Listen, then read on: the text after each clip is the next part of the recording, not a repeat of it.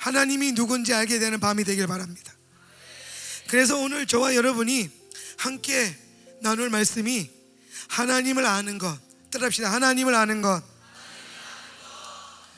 오늘 제게 주어진 시간 안에서 이 하나님을 아는 것에 대해서 최선을 다해서 나눌 테니까 중간중간에 목소리 삑살이 나도 그냥 찰떡같이 알아들으십시오. 따라합시다. 나는 찰떡이다.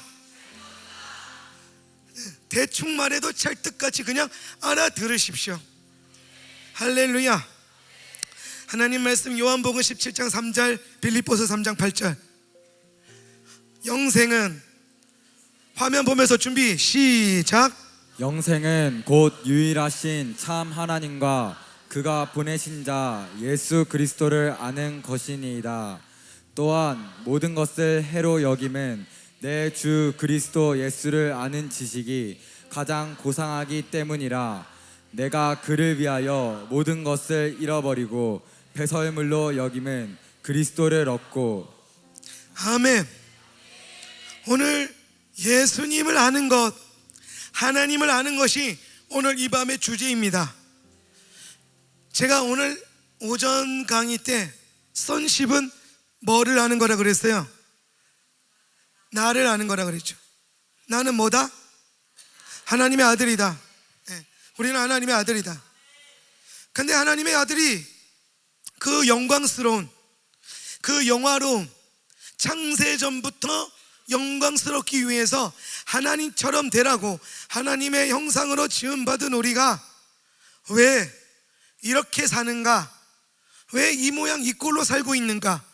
왜 세상에 나가서 나는 쪼그라들어야 되는가? 왜 하나님 아들이 뭔지도 모르고 방황하면서 살아야 되는가? 그 모든 문제의 이면에는 오늘 우리 사라 목사님이 나눴던 것처럼 우리 안에 나도 모르게 세워놓은 온갖 저주들이 있고, 저주라고 해서 뭔가 복잡하게 생각할 필요 없어요. 원수가 여러분 안에 심어놓은 생각들, 세상이 여러분 안에 심어놓은 거짓된 사고방식과 가치관들, 방향성, 그 모든 것이 하나님의 축복을 회방하고 있기 때문에 우리는 그것을 저주라고 부릅니다. 여러분의 인생 가운데 어떤 영역은 저주받아 있습니다. 하나님은, 예수님은 이 땅에 하나님의 사람들과 설교를 통해서 뭘 하려고 하시냐면은 묶여있는 저주를 드러내서, 밝히 드러내서 그거 끊어지려고 하는 것입니다. 성경 읽으면 되죠. 하나님 말씀, 어제 우리 독일파 박성민 목사님께서 계시의 말씀을 아주 명확하게 설명했어요. 선포된 하나님의 말씀 설교, 기록된 하나님의 말씀 성경, 살아있는 하나님의 말씀 예수 그리스도. 우리는 그 세 가지를 말씀이라고 불러요. 멋있는 표현인데, 그럼 잘 보십시오. 성경이 왜 필요한지 우리 모두가 알아요. 예수님이 왜 필요한지 우리 모두가 알아요.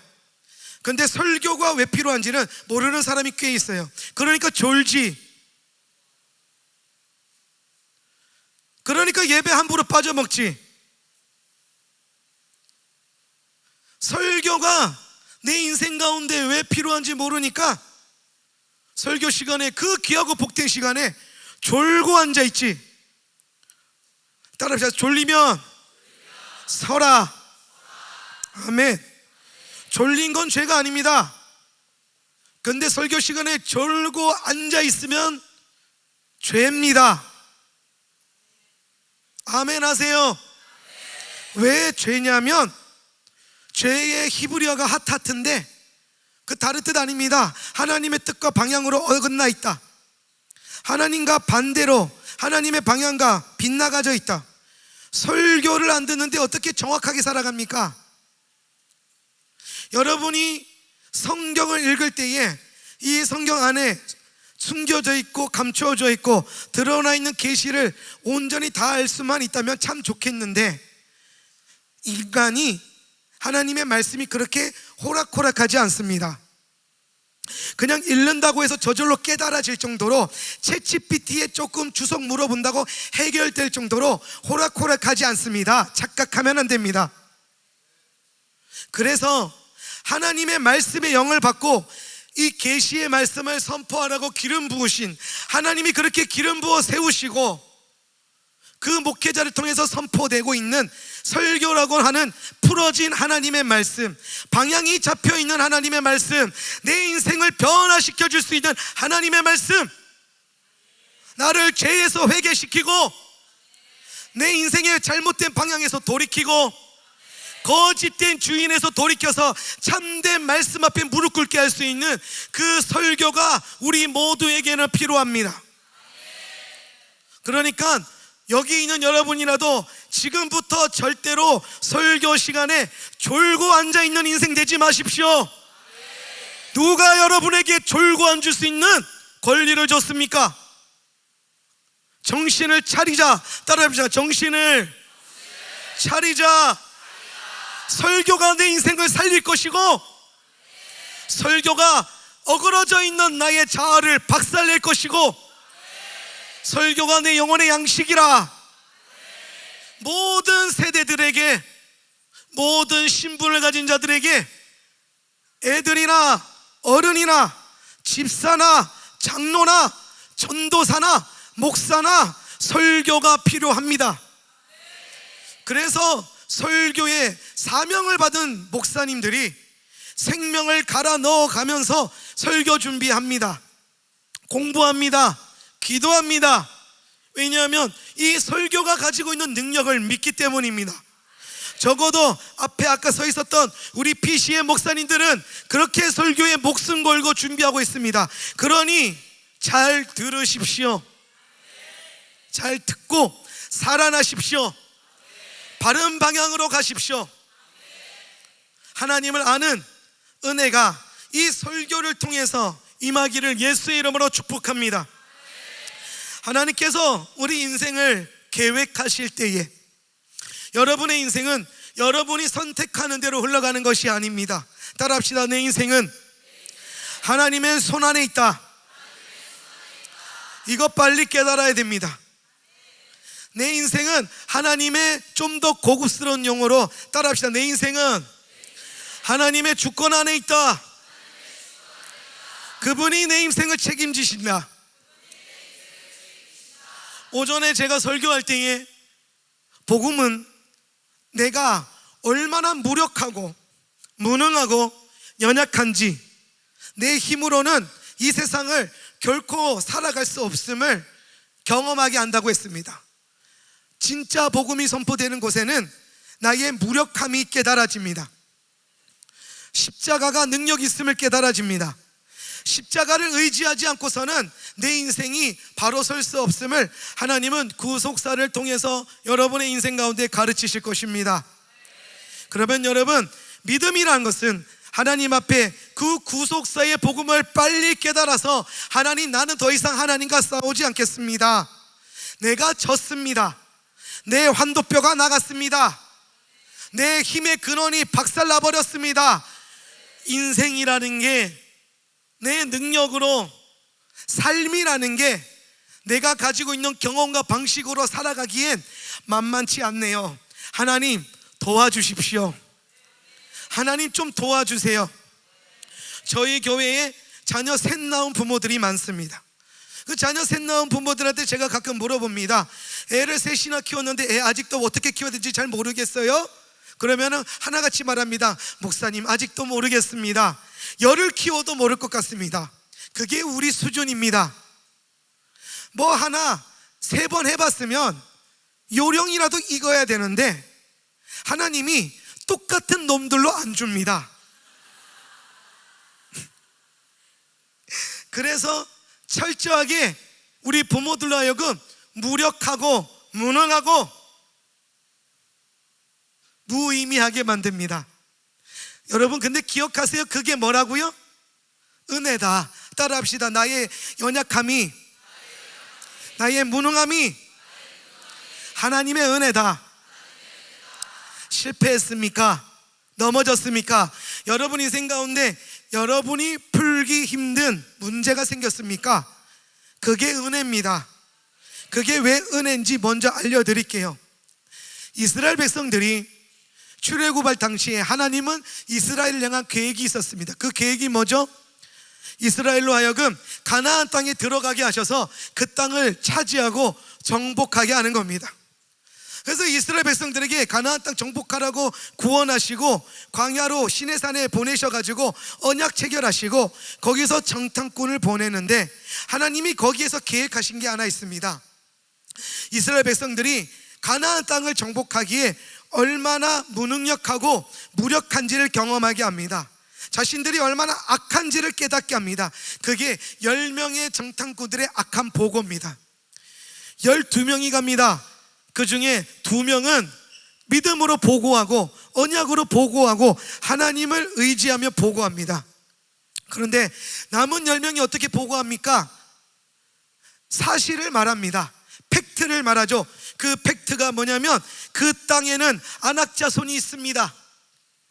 그 땅에는 거인들이 있습니다. 그 거인들에 비하면 우리는 메뚜기와 같습니다. 메뚜기가 뭐냐면 음식이라 뜻입니다. 그냥 벌레, 약한 벌레가 아니라 고대 근동은 메뚜기가 음식이었습니다. 씹어먹는 음식. 그러니까 여호수아와 갈렙이 그 얘기 듣고 빡쳐서 튀어나오면서 말합니다. 아니요, 우리가 메뚜기가 아니라 저들이 우리의 뭐라? 밥이라. 할렐루야. 믿음으로 보면 저들이 우리의 밥입니다. 문제가 나의 밥입니다. 근데 문제가 나의 밥이게 되려면 우리가 배워야 되는 한 가지가 있어요. 그게 뭐냐면 내 힘과 내 능력으로 싸우는 법을 익혀서는 절대로 안 됩니다.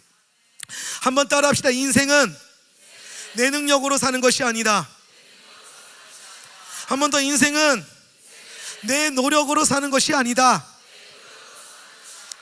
저는 저희 교회 성도들은 잘 알지만 뭐 여기에 절반 이상이 우리 교회 성도는 아니니까 제 설교를 자주 들은 분들도 다시 한번 들어보십시오. 저는 노력 무용론을 자주 말합니다. 우리는 노력에 대한 과한 긍정적인 평가가 있습니다. 그게 무슨 말이냐면 아무리 실력이 없고 실패를 했어도 노력을 했으면 봐주는 경향이 있습니다. 내 자식이 밤낮으로 노력합니다. 밤낮으로 공부합니다. 그런데 시험만 보면 빵점을 맞습니다.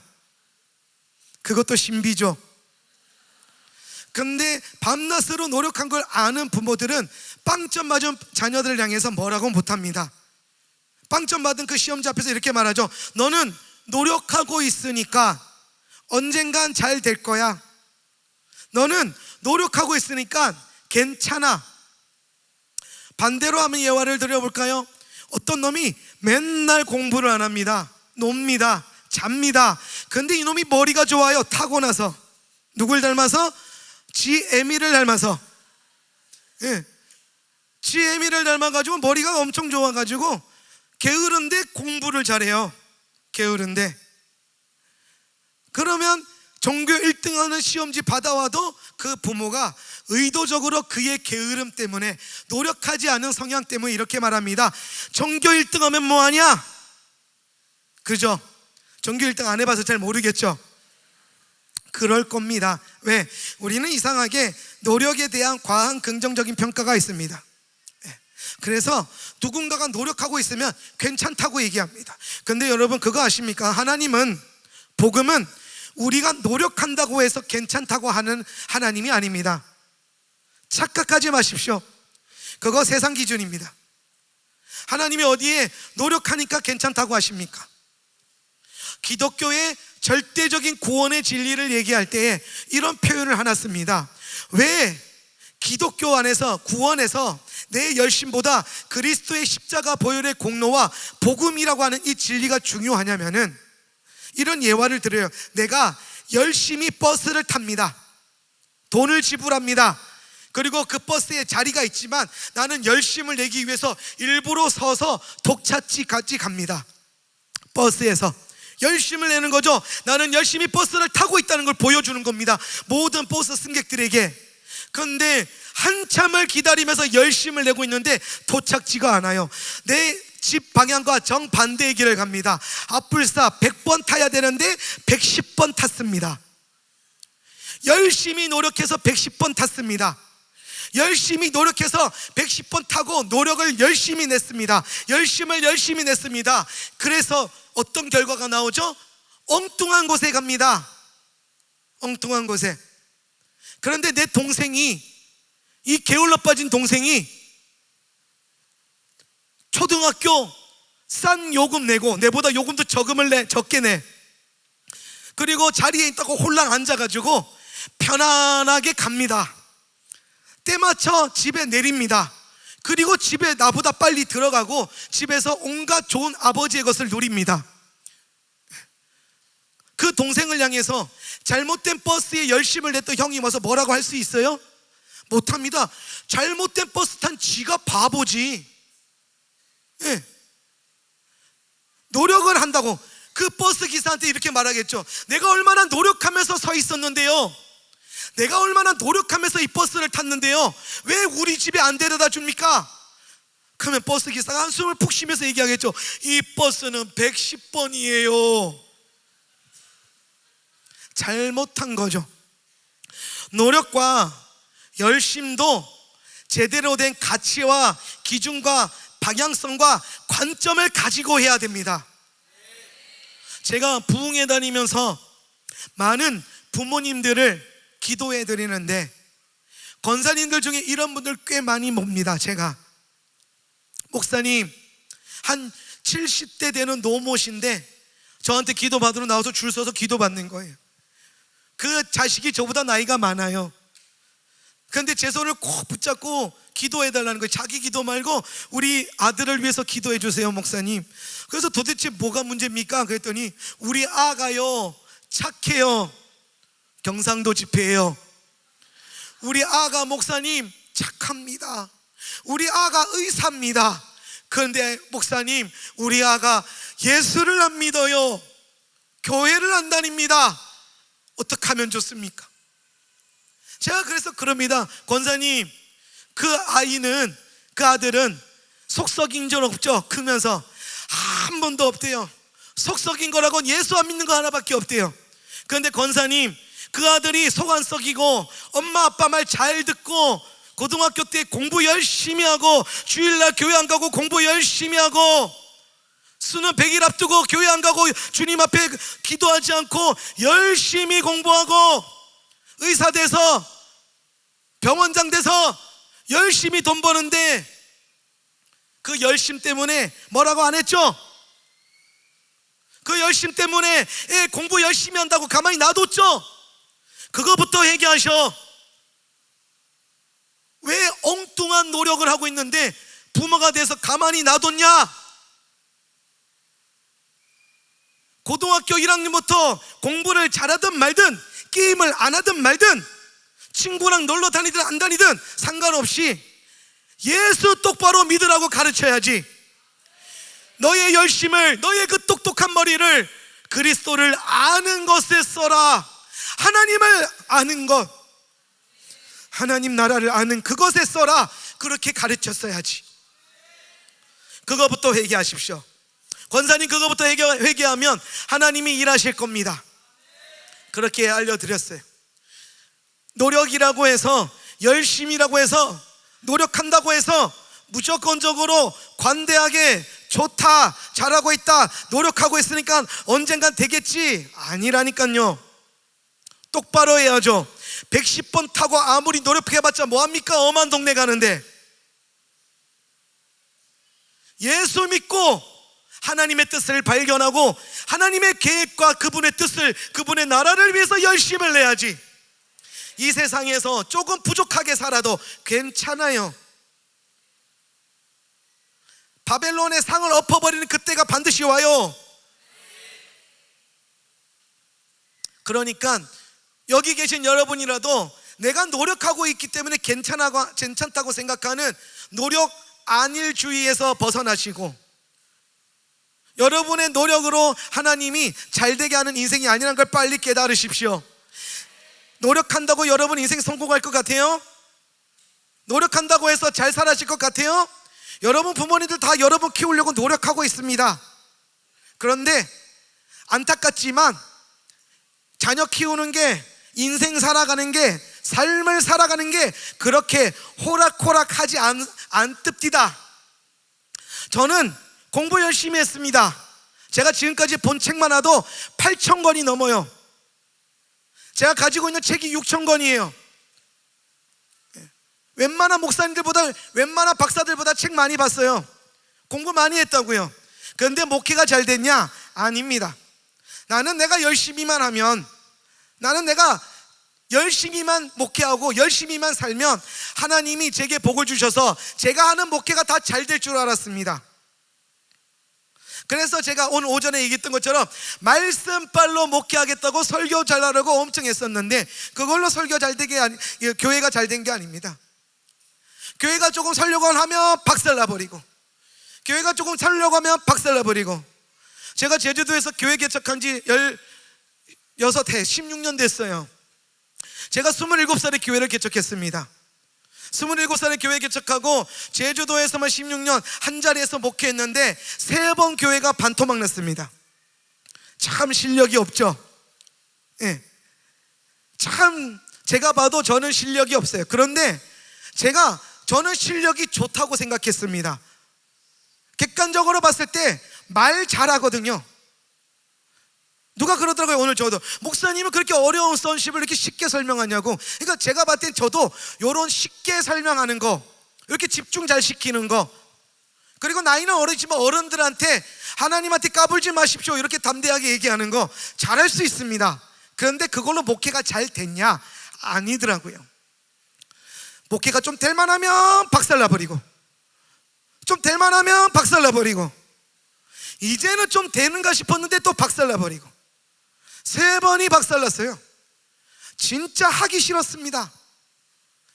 하나님이 하지 말라는 소리를 안 하니까 그냥 이 악물고 버티면서 해왔는데 마음이 많이 힘들었어요. 마음이. 근데 제가 발견한 놀라운 사실이 뭐냐면 내 힘과 열심으로 열심히 목회해가지고 어느 정도 성도들 채우면 하나님이 팍 하고 갈라치게 하시는데, 그때 제가 할 수 있는 기도가 뭐냐면 이게 뭐 내 실수도 아니고 성도들 실수도 아니고 그냥 하나님이 그렇게 하신 거예요. 하나님이. 그때마다 제가 하나님께 묻는 거예요. 하나님, 내가 어떻게 해야 됩니까? 그제서야 묻는 거죠. 하나님, 내가 어떻게 목회하길 원하십니까? 그때 하나님이 이렇게 해라 그러시더라고요. 또 그거 열심히 합니다. 그러면 그러다 보면 또 사람들이 많이 모여요. 그럼 또 사람들이 많이 모이면 어떻게 하냐면 또 내 마음대로 해요. 막 하고 싶은 게 생기거든. 그러면 또 내 마음대로 막 열심을 내고 목회를 합니다. 제 주변에 보니까 열심히 목회하는 사람들이 생각보다 많지 않더라고요. 그래서 나는 열심히만 해도 대한민국에 있는 웬만한 목사님들보다 낫겠거니 하는 교만한 생각 가지고 그렇게 열심히 내 열심에 에너지를 쏟아부었습니다. 우리 와이프가 압니다. 얼마나 제가 열심히 사는지, 분초를 쪼개가면서 사는지. 근데 그 열심히 또 발동할 때에 하나님이 교회를 팍 깨뜨리더라고요. 그래서 또 묻는 거예요. 하나님, 어떻게 하기를 원하십니까? 요렇게 해라. 그러다 또 열심히 하나님이 하라는 그거 열심히 하고 있는데 어느 순간 교회가 제가 쓴 교회 책 제목처럼 100명교회가 된 거예요. 여러분, 뭐 100명교회가 여기 어떻게 될지 모르겠는데 제가 최근 리포트를 보니까 대한민국 교회 80%가 100명이 안 된대요. 되게 안타깝죠. 대한민국 교회에 얼마나 많은 교회가 있어요. 그런데 그 중에 80%가 100명이 안 된답니다. 그러니까 하울람은 100명 교회니까 상위 20% 안에 들었어요. 그 정도면 좀 잘하는 거잖아요. 상위 20%. 제가 아까 오전에 그랬죠. 잘하고 있는 거, 잘난 거, 하나님이 잘되게 하신 걸 그렇게 잘난 거라고 얘기해도 돼요. 나 잘난 거 내 입으로 얘기해도 돼요. 성경에도 그런 사람들이 있더라고요. 근데 어느 순간 100명 목회 잘하고 있는데 갑자기 또 하나님이 반토막 내버리시는 거예요. 근데 이제 깨달은 거예요. 그때 가서 100명 딱 돌파하고 얼마나 기분이 좋았겠어요. 심지어 그것도 서울이 아니라 제주도에서, 제주시가 아니라 서귀포에서. 제주시는 도시예요. 서귀포는 시골입니다. 시골 상가교회 개척해가지고 그 3층 유흥가 동네 주변에 룸사롱 노래방밖에 없는 그 예배당에 100명 교회 성도 모았으면 잘한 거지 뭐. 그거는 잘한 겁니다. 예. 여기 있는 분들 다 목회하는 줄로 제가 알고 있는데 다 목사 될 거라면서 아까 뭐 그렇게 축복하던데 정인 목사가. 예. 해보세요, 백명교회. 나름 잘하는 줄 알았어요, 저는. 근데 또 하나님이 그 백명교회를 박살내시더라고요. 그러면서 제가 세 번째 내 열심을 가지고 목회하다가 깨달았어요. 아, 이거 내가 지금 큰 착각하고 있구나. 그래서 그때는 하나님, 내가 또 뭘 배워야 됩니까? 이거를 그냥 한 번 하지 않고 한 달 동안 기도했어요. 한 달 동안, 하나님, 내가 그동안 목회를 잘못한 것 같습니다. 10년을 목회했는데, 목회 10년 만에 100명 교회가 됐는데 생계척 해가지고, 근데 하나님 보니까 내가 목회를 잘못하고 있네요. 아니고서는 하나님이 이 교회를, 주님의 몸을, 이 사랑스러운 교회를 깨뜨리실 리가 없잖아요. 내가 뭘 잘못하고 있으니까 깨뜨리는 거지. 그래서 제가 한 달 동안 계속 기도했습니다. 하나님, 내가 못하길 원하십니까? 내가 어떻게 목회하길 원하십니까? 주님, 내가 어떻게 살기를 원하십니까? 철저하게 하나님 앞에 무릎 꿇고 기도했더니 하나님이 그제서야 이제 제게 마음을 여시면서, 너 내가 시키는 대로 하라 그랬잖아. 나는 너의 열심이 중요하다고 생각하지 않는다. 나는 네가 노력했다고, 열심히 목회했다고, 잘하고 있다고 말한 적 단 한 번도 없다. 가만히 생각해 보니까 개척한 지 10년 동안 그렇게 열심히 기도하고 음성 듣기 하면서 살았는데 한 번도 내가 열심히 한 것에 아들아 너의 열심을 내가 사랑한다라고 한 적이 한 번도 없는 거예요. 오히려 간간히 그만해라, 네 욕심 내려놔라, 네 열심 내려놔라, 그 얘기는 그렇게 많이 하셨어요. 그래서 제가 목회 개척하고 10년 만에 교회 3번 빠그러지게 만들고 깨달은 게 뭐냐, 내 열심으로 목회하는 게 아니구나. 그러면 어떻게 해야 돼요? 그래서 물었어요. 하나님, 그럼 하나님 어떻게 해야 돼요? 이 인간아, 목회는 내가 하는 거지, 목자는 내가 목자지. 하나님, 그럼 나는 뭔데요? 너는 개지. 너는 개야. 목자 옆에서 목자가 절로 가 그러면은 열심히 뛰어가서 양떼 안 잃어버리도록, 양떼들 정신 차리도록 지저대는 개지. 충성스러운 개여야지. 그 개를 히브리어로 하면 뭐라 하냐면은 갈렙이어야 되지 하는 거예요. 갈렙이 충성스럽다. 그리고 명사로는 개라는 뜻이에요. 칼레브라고 하거든요. 개라는 뜻이에요. 개. 그러니까 제가 보니까 내가 어느 순간 내가 목자인 줄 알고 내가 지팡이 들고 쇼하고 있었던 거예요. 나는 개인데 여러분은 뭐예요? 나보다 조금 낫지. 양떼들이잖아. 나는 주님의 귀한 어린 양, 나는 주님의 열심히 뛰는 개. 여러분이 좀 더 나아요. 여러분이 좀 더 나은 포지션에 있으니까, 여러분 목사님도 고생하고 있으니까 잘하세요. 할렐루야. 하나님의 은혜로 목소리가 많이 좋아졌죠? 이게 기적이라고 하는 거예요.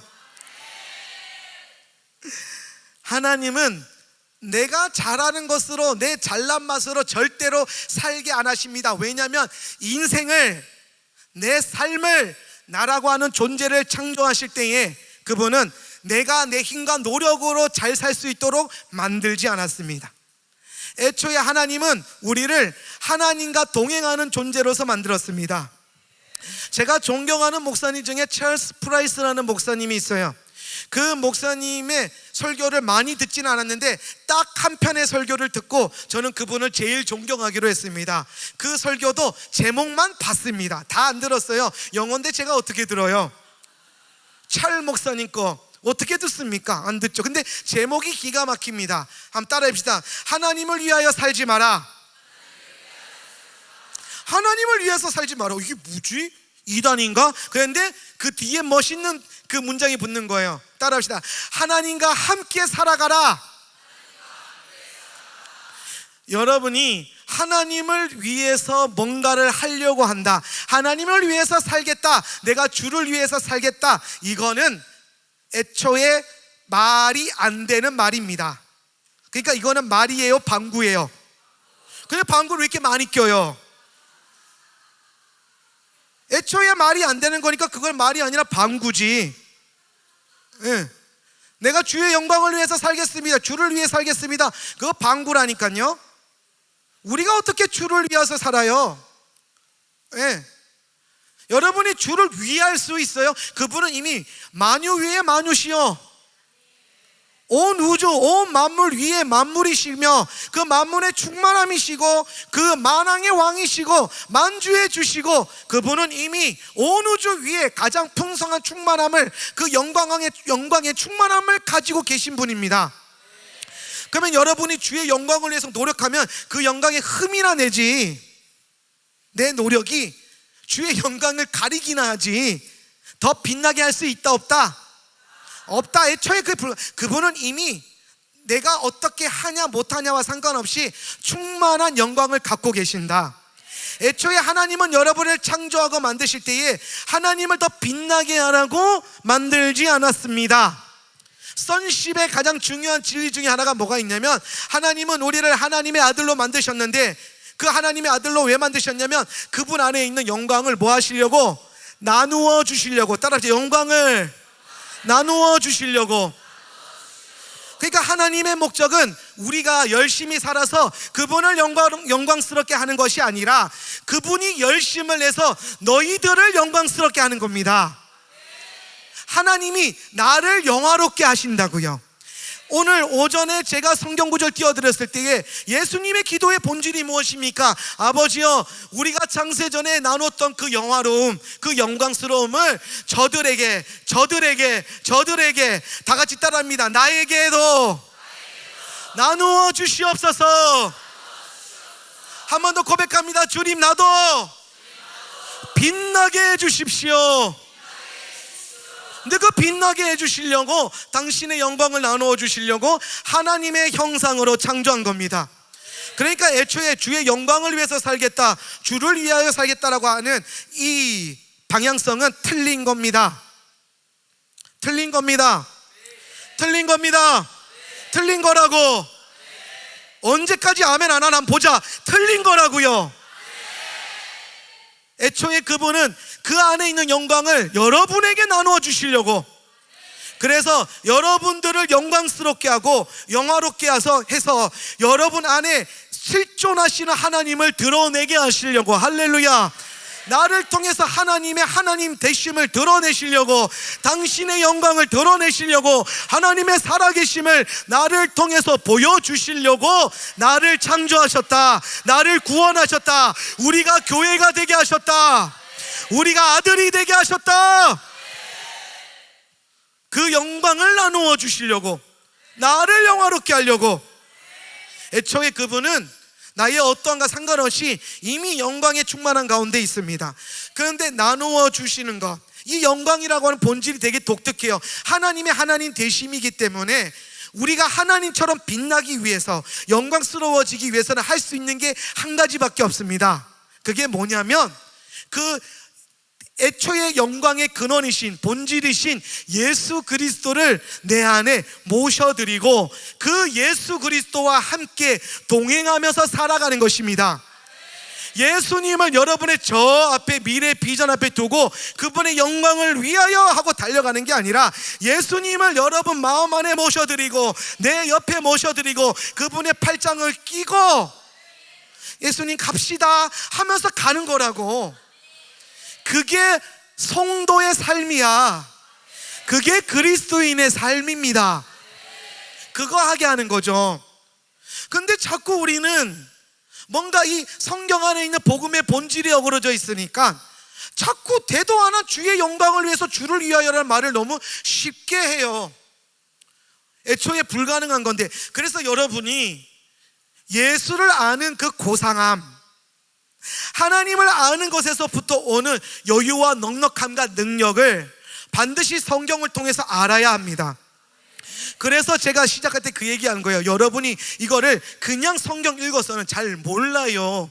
그래서 우리에게 뭐가 필요하다? 설교가 필요하다. 나에게는 이 계시를 가르쳐 줄 수 있는, 밝히 선포해 줄 수 있는 좋은 목사님이 필요하다. 그리고 다 같이 따라합시다. 이미 나에게 그 목사님을 주셨다. 그 목사님이 누구예요? 우리 목사님이라 그러죠. 우리 목사님. 누구 목사님? 우리 목사님. 하나님이 그분의 주권과 계획 안에서 여러분에게 딱 맞는 목사님을 주신 겁니다. 그러니까 여러분의 목사님이 승질이 들어오면 내가 승질 더러워서 그런 거라고 생각하시고 따라하십시오. 받아들이자. 제가 인생 살면서 깨달은 게 있는데 세 가지를 못 바꿔요. 세 가지. 그게 뭐냐면 첫 번째, 엄마 아빠는 못 바꿉니다. 그리고 여성 동지들 잘 들으시죠? 남편을 못 바꿉니다. 내가 내 남편 변화시켜야지, 바꿔야지, 결혼해서 예수 믿게 해서 바꿔야지. 그거 되는 인생이어서 애초에 바뀌어서 여러분 옆에 왔을 겁니다. 그러니까 여러분이 헛된 비전과 꿈을 꾼 거예요. 자, 따라 우리의 비전이 뭐라고요? 맞아요. 우리의 꿈이 뭐라고? 예수의 재림. 거기에만 소망이 있어요. 여러분의 꿈과 여러분의 비전이 재림이 되시기를 축복합니다. 목사님을 또 세 번째 못 바꿔요. 내가 열심히 째려보고 욕하고 뒤에서 째려보고 해도 여러분의 목사님이 바뀌어요? 안 바뀌어요? 경험이 많으시네요. 이건 되게 담대하게 말씀하시네. 안 바뀌어요. 그러니까 여러분에게 여러분의 목사님을 주신 이유는 여러분이 그래서 그래요. 인정합시다. 제가 가끔 그러거든요. 나 같은 목사 만난 거는 내가 문제가 아니라 여러분이 문제라고. 왜 나로 하여금 이런 사람을 만드는 거야? 나는 고상하고 싶어. 나는 부드러운 남자이고 싶어요. 그런데 강단에만 올라가면 제가 원래 되게 소심하고 내향적인 사람이거든요. 왜 비웃지? 이것도 우리 와이프만 비밀을 아는데 저는 굉장히 소극적이고 내성적이고 내향적인 사람이에요. 아이라고. 생각보다 극아이예요. 그런데 강단에만 올라오면 갑자기 극이가 되고 이를 넘어서 분노의 머신이 돼버려요. 제가 유튜브에 설교 올리는데 꼭 한 달에 한 번씩 이런 댓글이 달려요. 저 목사님은 왜 맨날 화를 내세요? 목사님 왜 늘 화가 나 계십니까? 처음에는 제가 화난 거 아닙니다. 목소리 큰 겁니다. 경상도는 다 그래요 라고 말했지만 어느 순간 화를 내고 있는 저를 발견해서 저도 그냥 받아들이기로 했습니다. 나는 화를 잘 내는 목사구나. 근데 내가 밑에 있을 때는 화 안 내는데 올라오면 화가 나요. 누구 때문에? 김 집사 때문에. 대한민국에 있는 모든 김 집사들 때문에. 그러니까 하나님이 여러분에게 지금 이 시간에도 딱 맞는 강사 목사님 주신 겁니다. 할렐루야. 그러니까 잘 들으세요. 듣다가 좀 기분 나빠요? 기분 나빠야 될 이유가 있나 보죠. 축사하십시오. 믿는 자의 마음의 태도가 어떻게 해야 된다 그랬어요? 여유롭고 넉넉해야 된다. 여유롭고 넉넉하게 메시지를 잘 받으면 반드시 그리스도인다운 삶을 살게 될 겁니다. 할렐루야. 그래서 하나님께서 우리를 나 혼자 나 잘난 맛에 살게 하지 않으시려고 항상 내 인생 가운데 뭘 만드시냐면 문제를 만드십니다. 이스라엘 백성들을 구원하시고 그들을 문제로 끌고 가십니다. 그리고 문제를 직면하게 하십니다. 그들의 무능력함과 무력함과 악함을 마주하게 하십니다. 그리고 그걸 마주하고 난 다음에 40년 동안 광야를 돌면서 훈련시키는 게 한 가지입니다. 이스라엘 백성들과 우리가, 저와 여러분이 앞으로 남은 인생을 통해서 해야 될 훈련은 딱 한 가지입니다. 모양은 다양하고 인생의 모습은 다양해 보여도, 교회는 다양해 보여도 본질은 하나입니다. 그게 뭐냐면 어떠한 교회든 어떠한 인생이든 환경이든 예수를 의지하면서 살아가는 법을 배우게 하실 것입니다. 내 인생에 문제가 왜 생긴다고요? 예수를 의지하라고 주는 겁니다. 여러분, 문제는 잘 풀라고 주시는 게 아닙니다. 여러분 인생 가운데 문제가 생기면 이 문제를 어떻게 해결해야 되나라고 고민하지 좀 마십시오, 제발. 그렇게 사니까 계속 문제가 반복이 되는 거예요. 답을 맞추는 게 인생이 아닙니다. 예. 그러니까 우리가 답을 찾고 우리는 답을 맞추는 것이 모든 교육의 목적이다 보니까 컨닝을 해서라도 답을 맞추려고 그래요. 예. 그런데 하나님이 우리 인생 가운데 내가 감당하기 힘든, 풀기 어려운 문제를 주시는 이유는 그 문제 못 풀 때 우리가 어떻게 합니까? 내가 해봐도 안 풀리면 기도하겠죠. 어떻게 기도하죠? 하나님, 나 좀 도와주세요. 하나님은 그 얘기를 듣고 싶은 겁니다. 하나님은 여러분과 함께 그런 삶을 살고 싶으신 겁니다. 하나님, 나 좀 도와주세요. 일부러 어려운 문제 깔아두신 겁니다. 그래야 여러분이 도와달라고 할 거니까. 여러분이 풀만한 문제 주신 적 있으십니까? 그건 문제라고 부르지도 않죠. 우리가 문제가 생겼어요 할 때 그 문제는 내가 못 푸는 거죠. 근데 그 문제가 생겼을 때 여러분 주로 뭐 하냐면은 목사님께 가거든요. 목사님, 내가 문제가 생겼어요. 그 목사님이 대부분 문제를 해결해 줍니까? 아니요, 그러라고 준 문제가 아니거든요. 그 목사님에게 가서, 목사님이 나름 이제 아실 줄 알고 가서, 목사님, 내 삶에 이런 문제가 생겼는데 어떻게 하면 좋습니까? 그러면 모든 목사님 입에서 나오는 답이 하나입니다. 뭐예요? 기도하세요. 그놈의 기도하라는 말 좀 하지 마십시오라는 설교 많이 들었죠? 근데 그렇게 설교하는 놈들도 웃긴 놈들인 겁니다. 하나님이 그 얘기하게 하시려고 목사들로 하여금 하나님께 기도하십시오, 이 얘기하게 하시려고 목사도 풀기 어려운 문제를 가져오게 하시는 건데, 여러분으로 하여금 하나님 찾게 하시려고. 네. 그러면 이제 내가 목사님도 못 푸시네, 목사님도 안 되네, 결국엔 내가 기도해야 되네. 그럼 목사님들이 같이 기도하겠습니다 그러잖아요. 그러면 목사님도 기도하고 여러분도 기도하다 보면 이제 드디어 하나님이 등판하시죠. 이때가 곧 나의 때라 하면서 등판하십니다. 그러면서 문제를 풀어줘요, 안 풀어줘요? 경험이 별로 없으시나 보네. 하나님이 여러분 문제 가져갔을 때 기도할 때 풀어줬어요, 안 풀어줬어요? 풀어줍니다. 왜 안 풀어줍니까? 그분이 일부러 만드신 문제인데. 근데 내가 풀라고 주신 문제가 아니다. 내가 해결하라고 주신 문제가 아니다. 내가 해답을 찾으라고 주신 문제가 아니다. 뭐 하라고? 하나님을 찾으라고 주신 문제입니다. 하나님, 나는 하나님이 필요합니다. 이 얘기 듣고 싶으셔서. 왜냐하면 애초에 이 세상을, 우리를 그 목적을 위해서 창조하셨거든요. 임마누엘, 하나님이 함께 하시기 위해서. 그런데 우리가 살만하면 하나님만 찾잖아요. 풀만한 문제 가지고는 문제를 풀 생각하지 하나님께 도와달라고 안 하잖아요. 효도하세요. 하나님께 좀 효도하면서 삽시다.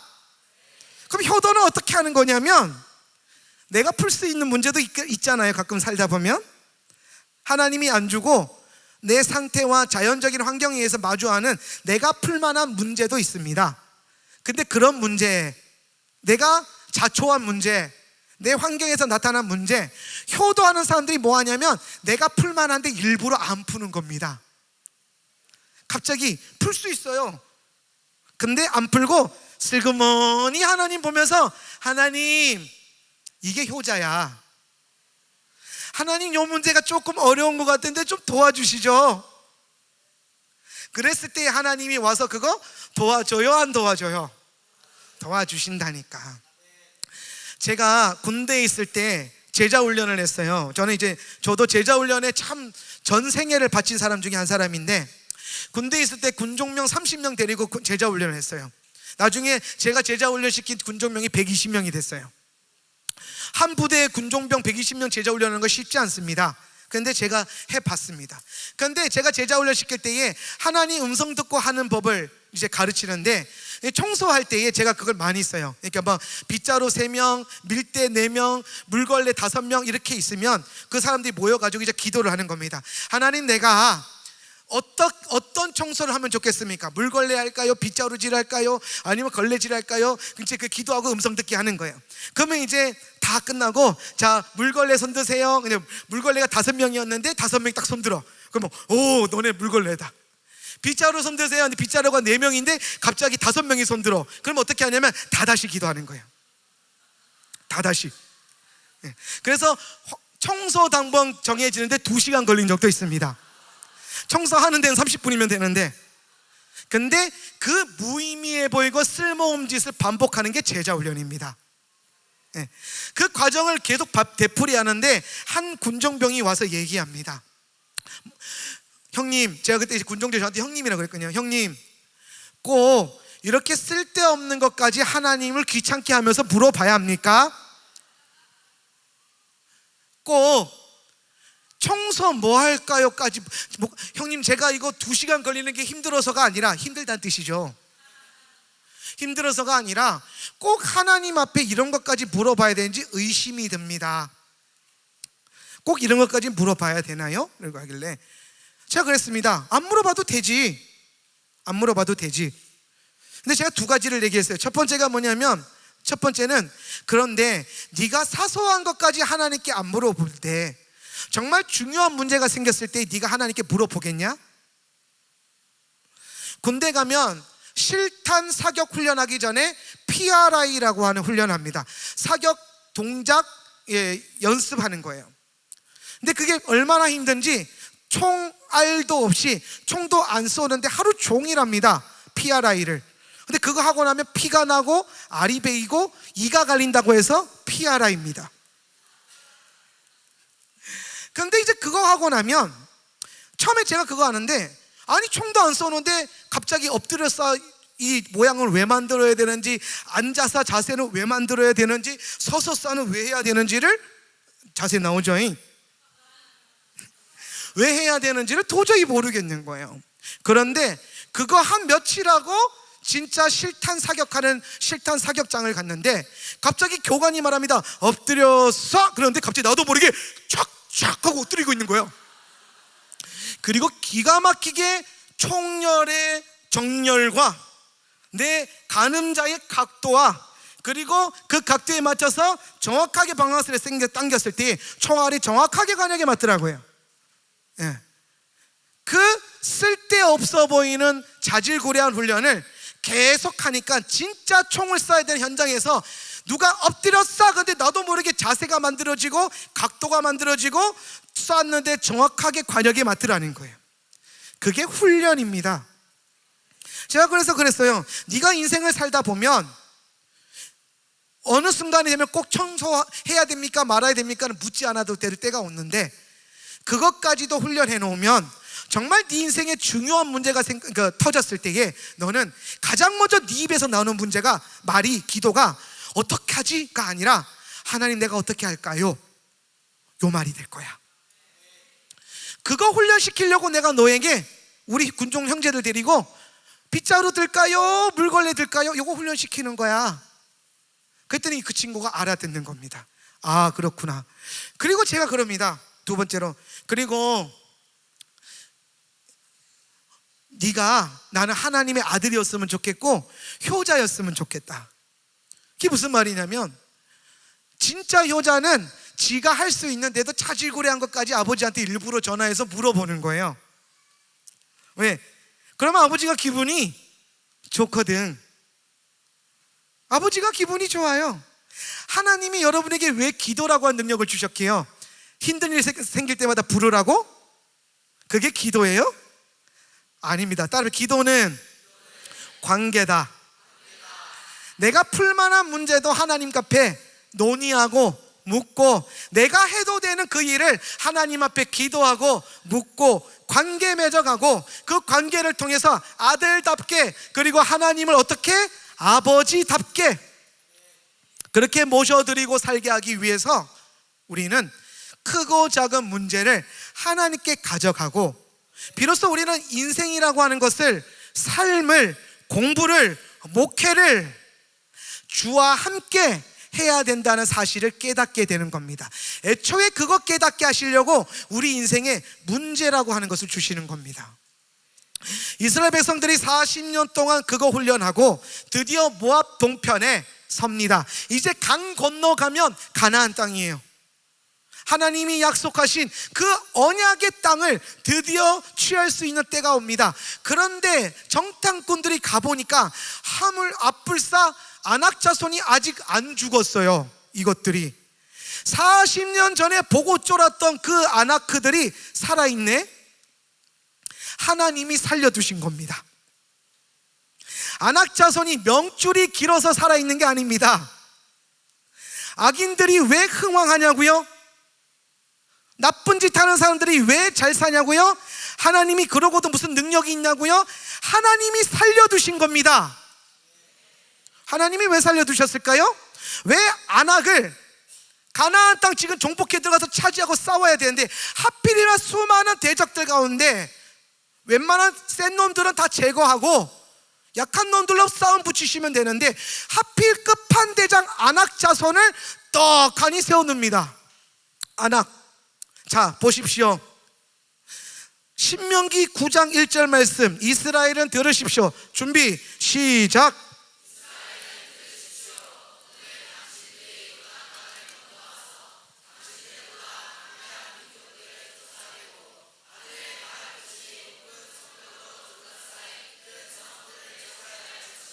아멘.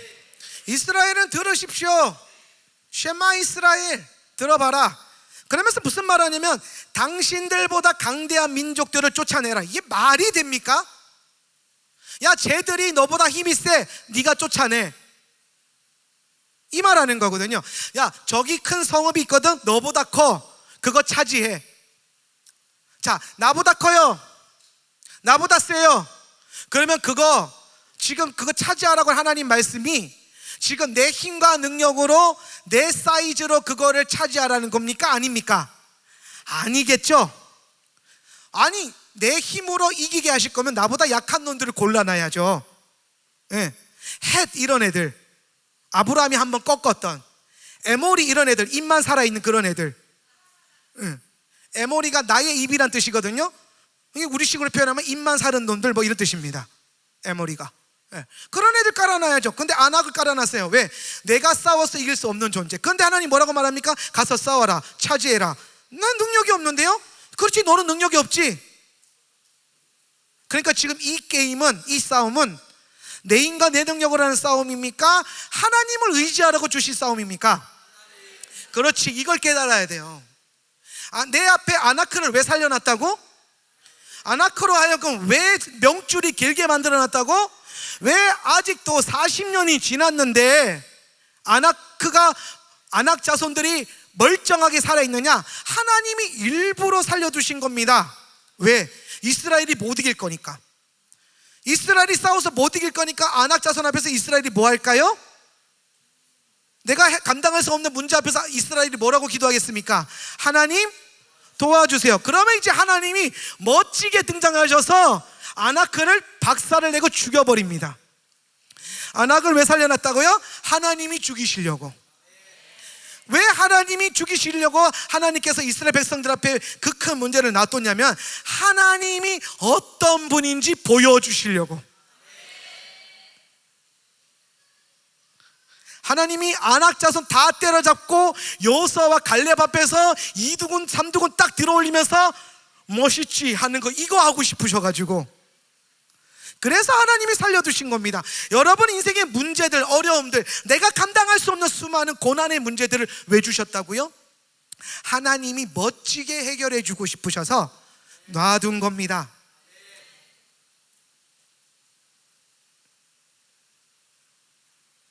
하나님이 해결하고 싶으셔서, 하나님이 어떤 분인지 여러분에게 보여주고 싶으셔서, 이게 기록되어 있는 하나님의 말씀이 나와요.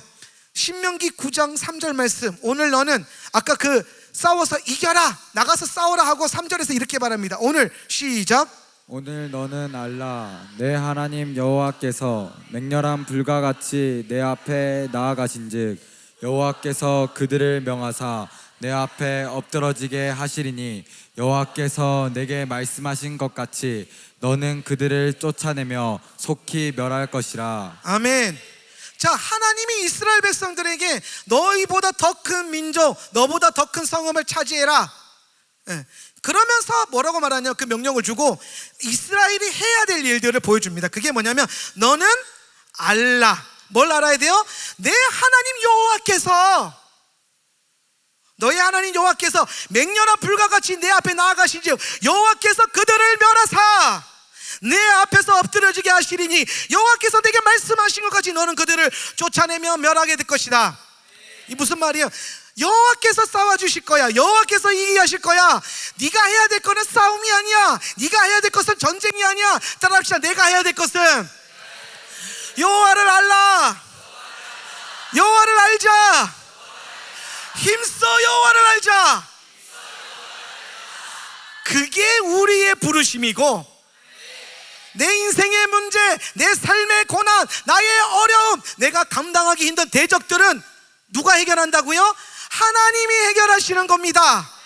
따라합시다. 내 문제는 하나님이 해결하시고 나는 하나님만 알면 된다. 할렐루야. 이걸 알아버리면, 아, 하나님이 내 인생의 문제를 내가 풀라고 주신 게 아니구나, 하나님 부르라고 주신 거구나. 근데 여러분, 우리가 문제 앞에 하나님을 담대하게 부르려면 우리 안에 반드시 필요한 전제 조건이 있어요. 그게 뭐냐면 하나님이 어떤 분인지 알아야 돼요.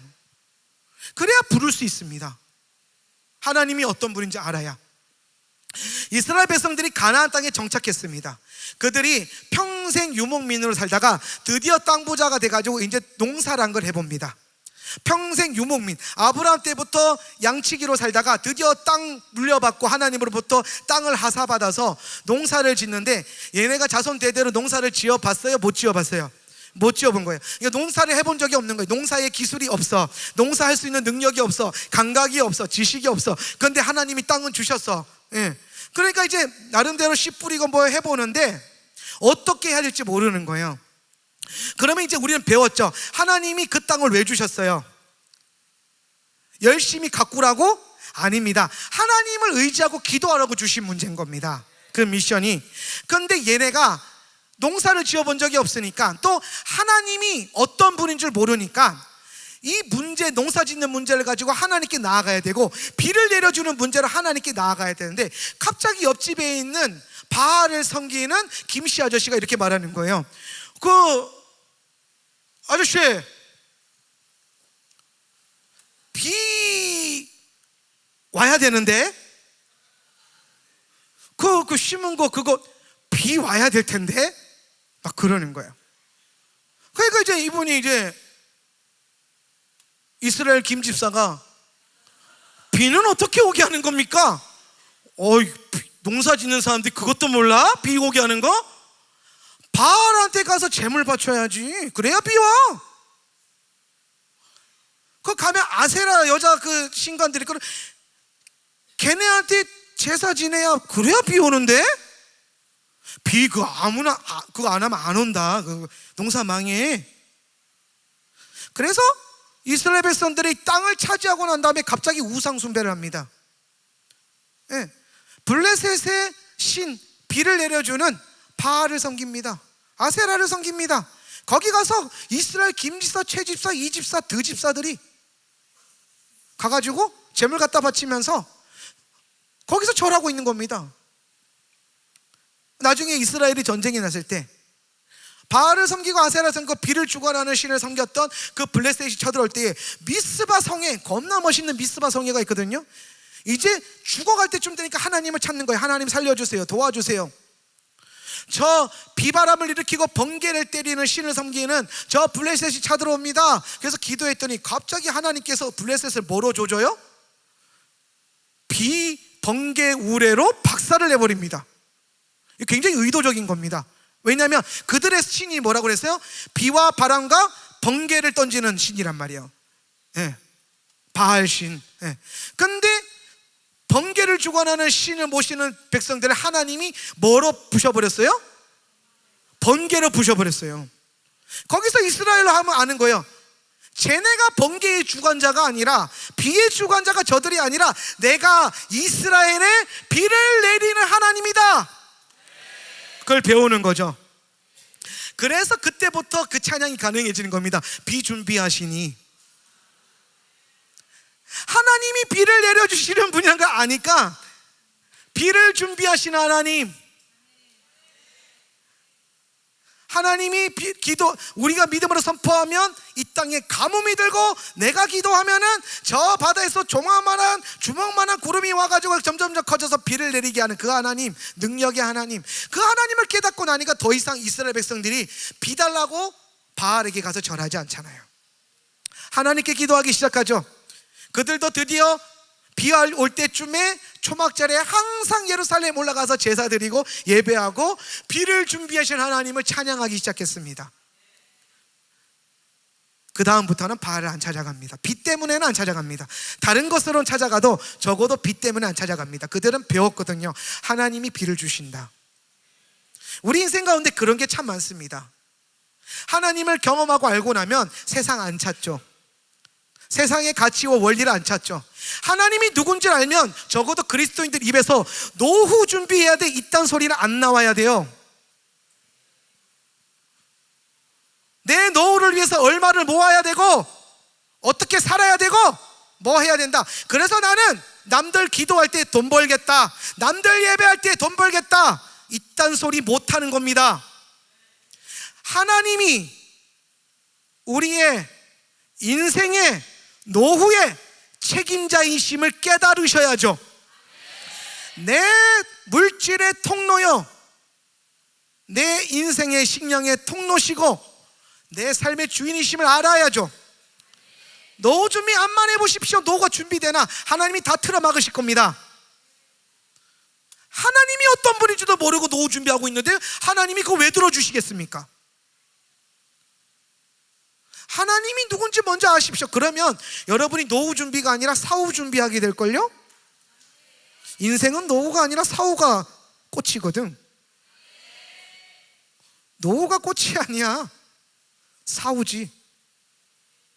사후는 잘 준비되어 계세요? 안 부끄러울 자신 있으십니까? 그렇게 사셔야죠. 예수는 그렇게 믿는 겁니다. 내가 그리스도인이라는 것은 거기서 증명이 되는 겁니다. 남들이 다 노후에 미쳐서 눈 돌아가서 살 때 나는 그리스도에게 미쳐가지고 성교주에 눈 돌아가야 됩니다. 예수를 아는 것, 하나님을 아는 열심의 눈이 돌아가야 됩니다. 목사님 설교에 눈이 돌아가야 됩니다. 아까워야죠. 어쩔 수 없이 돈 벌러 나가서 설교 못 들었으면 1억만큼 놓친 것처럼 아까워야죠. 하나님이 누구인지 안다면 그 설교 아까워서 어떻게 재방송 듣자, 유튜브 하면서 듣는 겁니다. 아깝잖아요. 우리는 알잖아요. 이제 하나님이 누군지를 알잖아요. 그런데 하나님이 누군지 모르니까 교회를 10년 20년 다녀도 노후 타령이나 하고 앉아있고, 수능 타령이나 하고 앉아있고, 직장 타령이나 하고 앉아있고, 삼성전자 타령이나 하고 앉아있는 겁니다. 하나님이 누군지 먼저 알아야죠. 그러면 해결됩니다. 저도 투자하는 사람입니다. 저 투자로 책도 낸 사람입니다. 제 7번째 책이 크리스천 청년들을 위한 주식 투자 레슨이에요. 웃긴 거는 창세기, 아까 나왔던 창세기, 출애굽기, 레위기, 민수기, 신명기는 다 팔리는데 1년 걸렸거든요. 청년들을 위한 주식책을 썼는데 청년들만 샀는지 모르겠는데 한 달 만에 다 팔렸어요. 한 달이 뭐야, 2주 만에 다 팔렸어요.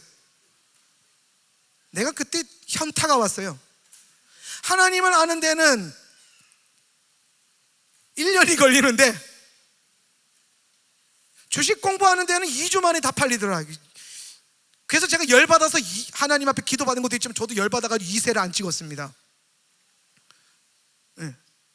하나님을 아는 것에 더 열심을 내십시오. 창세기 읽으십시오. 출애굽기도 읽으십시오. 성경도 읽으시고 제 책도 읽으시고 여러분의 목사님의 설교도 들으시고 책도 읽으십시오. 하나님을 아는데 애를 쓰십시오. 그게 우리 일입니다. 뭐라고 말합니까? 안악은 내가 이겨줄게. 바벨론은 내가 무너뜨려줄게. 가나안 큰 성읍은 내가 차지해줄게. 너는 나를 알라. 하나님을 알아라. 내가 너의 인생을 통해서 요구하는 한 가지 딱 하나다. 여호와를 아는 것, 하나님을 아는 지식. 하나님을 아는 자처럼 살아라. 하나님을 알면 싸워야 될지 안 싸워야 될지, 먹어야 될지 안 먹어야 될지, 취해야 될지 안 취해야 될지 다 압니다. 안 물어봐도 압니다. 하나님을 아니까요. 하나님을 아는데 열심을 내면 더 열심히 살게 됩니다. 인생을요.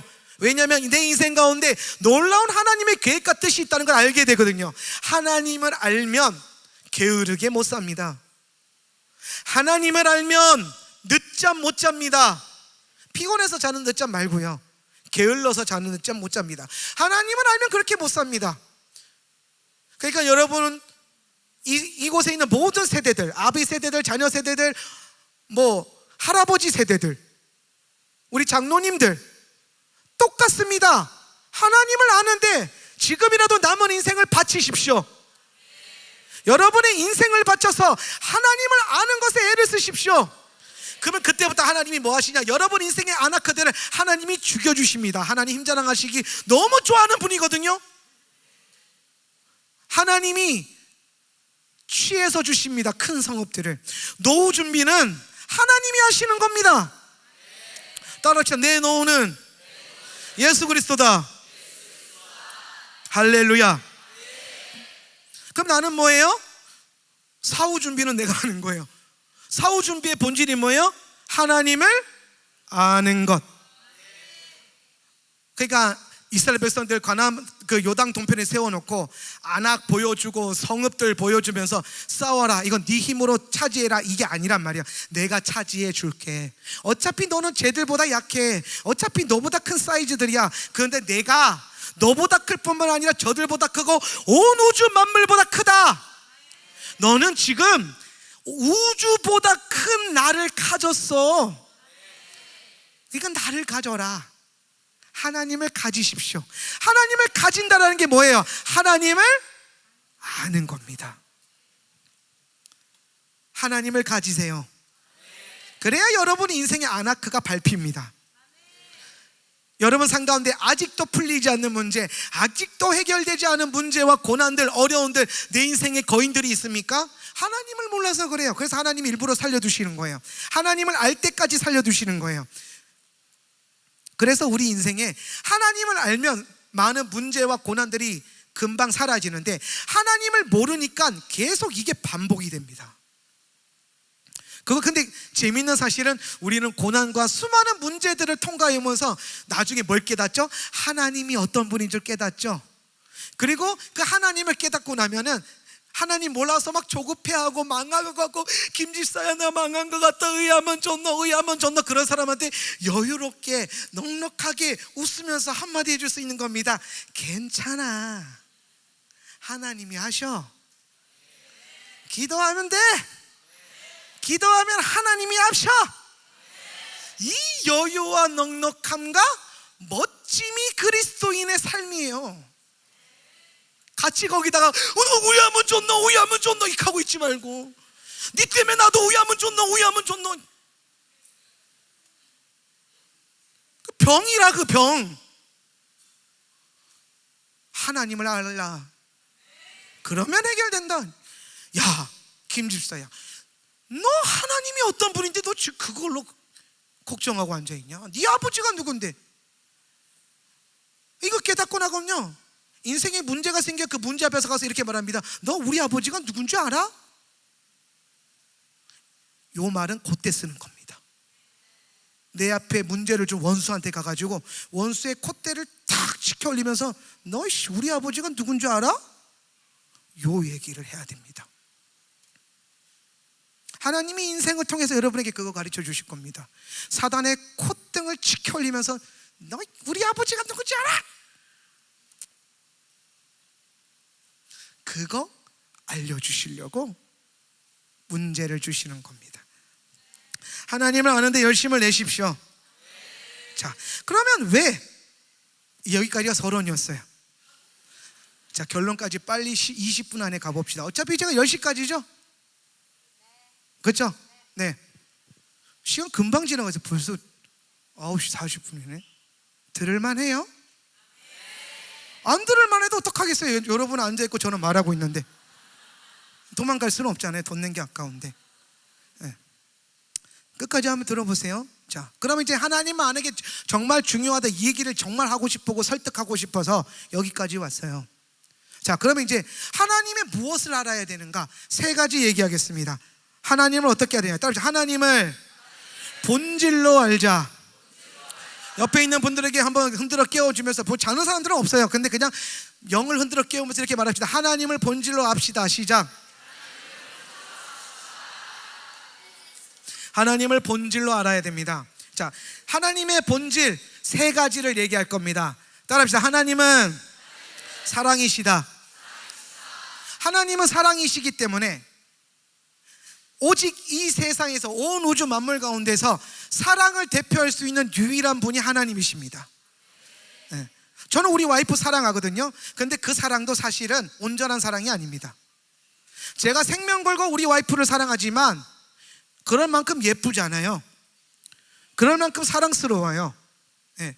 제가 이 60억 인구 가운데 여자가 30억이 있다고, 80억 인구 가운데 여자가 40억이 있다고 칩시다. 그 40억 중에 고르고 골라서 40억 다른 여자들을 포기하고 선택한 여자가 이사라 목사입니다. 저는 저 여인을 얻기 위해서 40억의 다른 여자들을 돌보듯 하기로 결정했습니다. 결혼이란 그런 겁니다.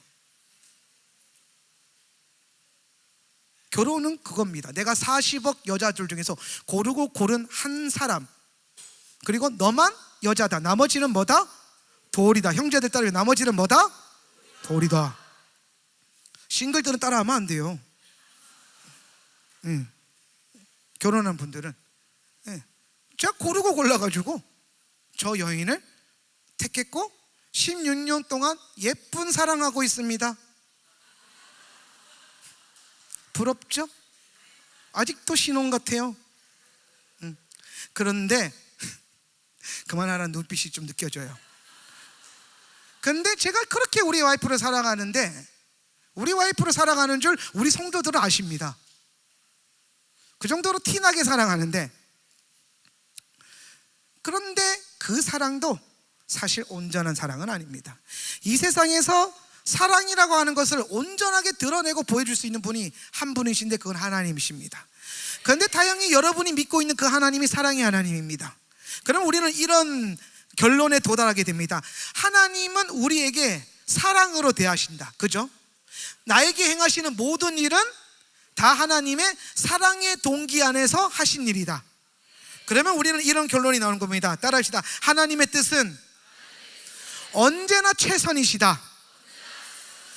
우리 옆에 있는 분들에게 이렇게 한번 선포해 주세요. 하나님의 뜻은 언제나 최선입니다.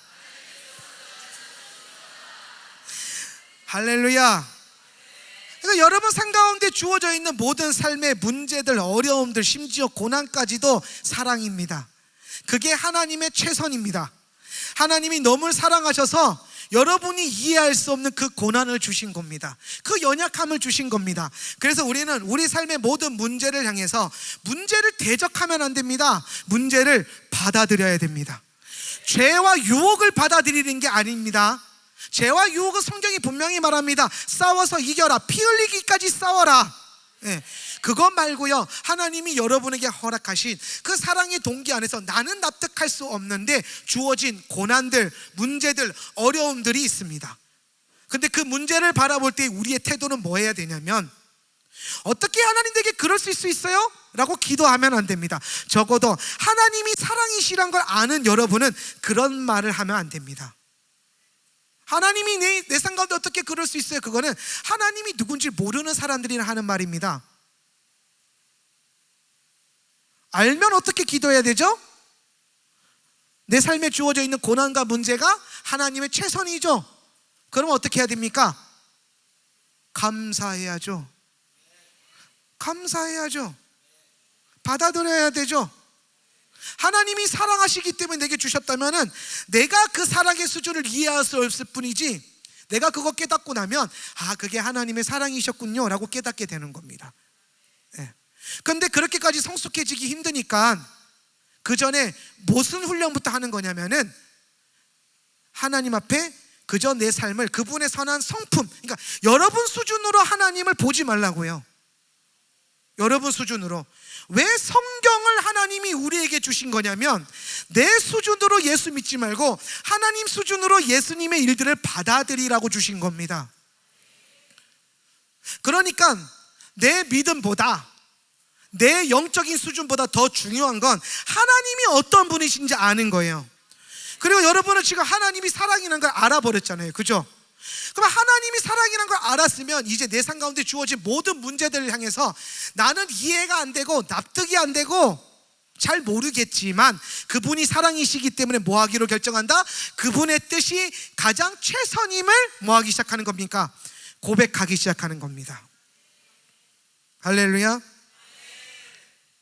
여러분이 숙소에 들어갔는데 샤워기가 고장나 있고 변기가 고장나 있고, 어떤 분들은 그 변기 단추가 고장나서 손가락을 깊이 찔러 넣어서 돌려야 물이 내려간다는 그런 방도 있답니다. 그런 방에 비해서 여러분 방은 낫죠? 심지어 변기를 아예 못 쓰는 방도 있어서 공용 화장실을 불편하게 이용해야 되는 분들도 있습니다. 누구 죄입니까? 아무의 죄도 아닙니다. 행사를 주관하고 있는 저희 목사님들의 죄입니까? 아닙니다. 우리는 최선을 다했습니다. 박정희 목사님 이 장소 구하기 위해서 최선을 다하신 겁니다. 그래서 저도 불평이 여기까지 올라올 뻔했으나 하나님은 사랑이시기 때문에, 그분의 뜻은 언제나 최선이시기 때문에 저는 감사하기로 결정했습니다. 왜냐하면 내가 이해되지 않지만 적어도 내가 이 상황을 허락하신 하나님은 내가 알거든요. 그래서 우리는 각자의 수준과 상태로 자기 수준으로 판단하는 것이 아니라 하나님이 어떤 분이신 줄 알고 하나님의 성품과 수준을 가지고 반응하라는 겁니다. 하나님 사랑이시잖아요. 그러면 여러분 인생 가운데 있는 모든 것들은 그분이 여러분이 사랑하시기 때문에 주시는 겁니다. 아멘. 납득 안 돼도 아멘. 이해 안 돼도 아멘. 성경이 그렇게 말하는 거니까 우리는 믿고 나아갑니다. 그러면 내가 잘합니다. 내가 잘하고 나면 그게 왜 사랑이었는지 깨닫습니다. 저는 교회가 3번 쪼개질 때마다 하나님께 물어봤습니다. 하나님 왜 교회를 쪼개십니까? 나 목회 열심히 하고 있는데 왜 쪼개십니까? 근데 시간이 흐르고 그분의 성품을 발견하고 계획과 뜻을 발견하고 교회를 쪼개신 목적, 나를 향한 계획을 깨닫고 나니까 그거 안 쪼갰으면 하나님 큰일 날 뻔했습니다. 아이고야 하나님, 하마터면 내가 목회를 내 마음대로 할 뻔했습니다. 하나님 하마터면 내 인생을 내 마음대로 살 뻔했습니다. 하나님 하마터면 내 인생을 내가 책임질 뻔했습니다. 하마터면 큰일 날 뻔했습니다. 그러라고 주신 인생이 아닌데 큰일 날 뻔한 거죠. 근데 그게 깨달아지기까지 10년 걸렸어요. 그럼 제가 어떻게 버텼냐면 하나님이 어떤 분인지 알기 때문에 그 힘들고 어려운 고난의 순간에 저는 딱 한마디 했습니다. 하나님 내가 뭘 배우길 원하십니까? 그 기도가 왜 나왔냐면 하나님이 선하심을 아니까요. 교회가 처음에 반토막 났을 때 하나님 목회 때려칠까요? 교회 접을까요? 그랬더니 하나님이 접으란 얘기는 안 하시더라고요. 그래서 지금까지 하고 있어요. 그냥 하라는 거예요. 했어요. 아니 이왕 하게 할 거면 반토막 내지 말고 하게 하시지. 근데 제가 하나님이 어떤 분인지 알죠. 적어도 하나님이 사랑이신 거는 알잖아요. 그래서 받아들이기로 결정한 겁니다. 하나님은 선하시다. 하나님이 지금 이 상황을 만드신 건 가장 좋은 사랑의 나를 향한 최선의 방법으로 일하신 거다. 여러분 인생 망했습니까? 망할 수 있거든요. 네, 망할 수 있어요. 파산할 수도 있고. 근데 그게 하나님의 최선이랍니다. 그게 어떻게 납득이 돼요? 납득 안 돼요. 납득하려고 하지 마세요. 납득하라고 주신 문제가 아니라니까요. 해결하라고 주신 문제가 아니라니까요. 그 순간에도 이 고백을 하게 하시려고 하나님이 최선이시란 것을 믿습니다. 하나님이 사랑이란 것을 믿습니다. 그래서 나는 지금 내 상황을 하나님의 최선으로 받아들이겠습니다 라고 고백하는 것을 배우게 하기 위해서 그까지 파산시킨 겁니다. 그까지 사업 실패하게 한 겁니다. 하나님 앞에서 여러분의 사업, 여러분의 생계는요 그까지 꽤 맞습니다. 왜 그까지 거냐면은 금방 회복시켜 주실 수 있거든요. 욥을 보면 알 수 있습니다. 동양의 큰 부자였던 그를 하루아침에 폭삭 망하게 합니다. 그냥 망해도 그렇게 망할 수 없습니다. 여기에 욥처럼 망한 인생 없습니다. 근데 하나님께서 망하도록 허락하십니다. 원수가 흔들도록 허락하십니다. 왜 허락하시냐? 금방 2배로 이자 쳐서 세워주실 수 있는 분이거든요. 그래서 욥기의 시작은 망한 것이고 욥기의 끝은 2배로 받은 것입니다. 그것만 기억하십시오. 앞에 무슨 논쟁이 있어, 그 복잡해요. 그거 보지 말고 시작과 끝을 보라고, 거기서 발견하라고. 내 인생 망해도 괜찮구나. 지금 당장 망하는 게 내 진짜 망하는 게 아니구나. 욥을 보면 알 수 있습니다. 망해도, 병 걸려도, 자식 새끼가 죽어도 괜찮구나. 하나님이 선하시기 때문에. 그리고 끝을 보십시오. 결국엔 하나님이 넘치도록 갚아주시는구나, 위로해 주시는구나, 안아주시는구나, 함께 해주시는구나, 적어도 나를 고아처럼 내버려 두지 않으시는구나. 아직도 이게 안 깨달아지면 안 됩니다. 특히나 다음 세대들, 이 인생의 쓴물을 먹어봐야만 깨달을 수 있는 게 이 진리거든요. 근데 그건 마시기 전에 깨달을 수도 있거든요. 멍 때리지 말고 얘들아,